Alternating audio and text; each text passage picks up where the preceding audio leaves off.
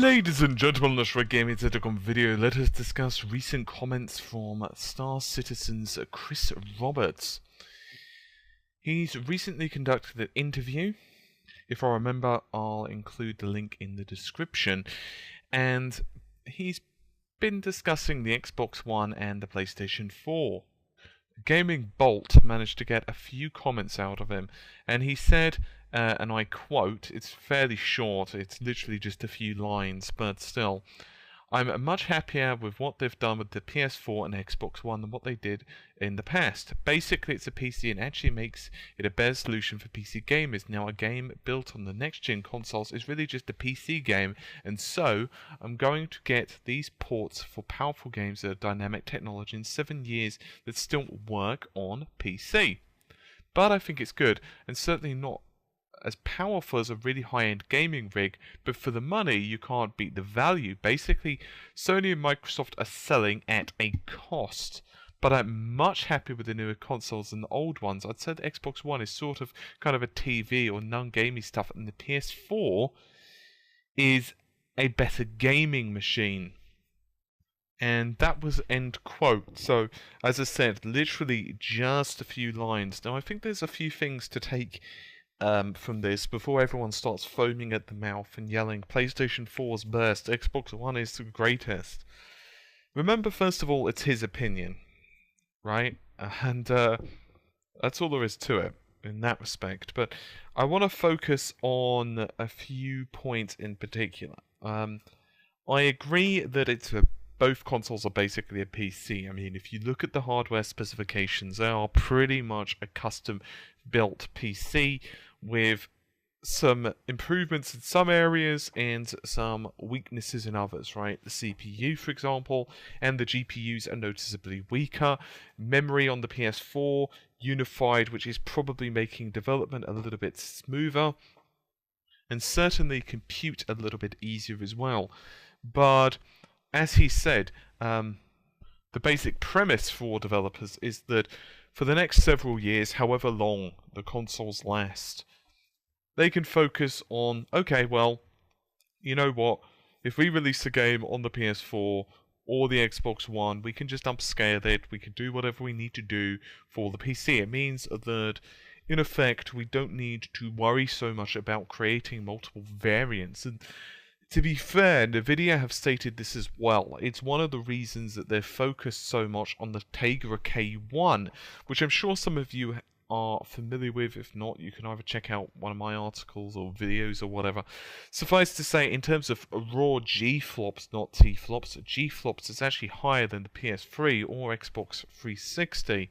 But obviously it does have some weaknesses there, predominantly in terms of ROPS and texture processing power, if memory serves correctly, and also I believe it has slightly less memory bandwidth, but it also has more memory, so it's a lot more memory total. So it's kind of trade-offs, but they're focusing on their thing, and development right now is becoming a lot more uniform. I'm doing a piece right now regarding Valve's dev days, and they've spoken a lot about VR, which Valve are really latching onto. They really like it. I'm still unsold, to be honest, about the VR situation, but that's a different topic. Now, regarding Star Citizen and Chris Roberts' comments, I think the issue from the perspective of where he's coming from in terms of a better gaming machine, because, you know, I was reading some comments and kind of flicking through them, perusing just for something to do while I was eating a while back, and I noticed immediately people jump on the, you know, which system has better exclusives, you know, which I think is a really fair way to go. You know, like, do you like the PlayStation 4 controller? No, you hate it. Okay, well, you're probably not going to like the machines in the Xbox One. On the other hand, maybe you're reverse. I've heard arguments on both sides of the fence. I actually don't mind the PS4 controller. I don't think it's exactly revolutionary, but it's comfortable in the hands, and that's all that really matters. But that's beside the point. What I do think, however, is much more important from his perspective is which machine has more grunt.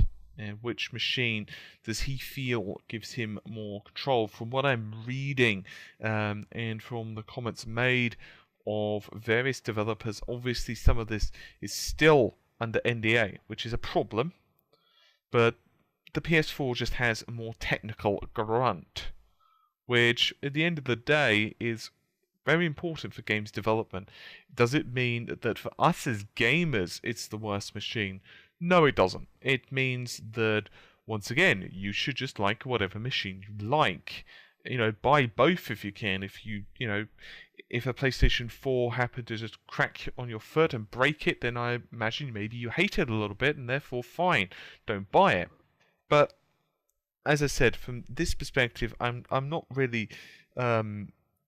Basically, developers, whenever they say this, they piss off someone, because in this case, PlayStation owners are going to be like, yay! Xbox owners are going to be all raging. So obviously, you're always going to piss off someone in this respect. But I think anyone who doesn't really acknowledge the fact that the Xbox One is the technically inferior console is somewhat deluding themselves now. It's just true. I think Microsoft have kind of given up on that battle. Sony, yeah, they do. But honestly, it's not going to make a difference unless the games are significantly worse on the Xbox One. Unless they're bad games, people are still going to love it. People are still going to enjoy it. People are still going to enjoy the online service. And Xbox One is selling extremely well. So once again, this isn't anything to get upset about. I think it's just from the perspective of developer. So in terms of the raw performance of the machine. Anyway, I'm going to get going, and once again, I suggest anyone who doesn't want to get involved in the war finds their requisite fallout shelter and, settles in for a day or two. I'm going to see you soon, hopefully. Hopefully you also take care, and bye for now.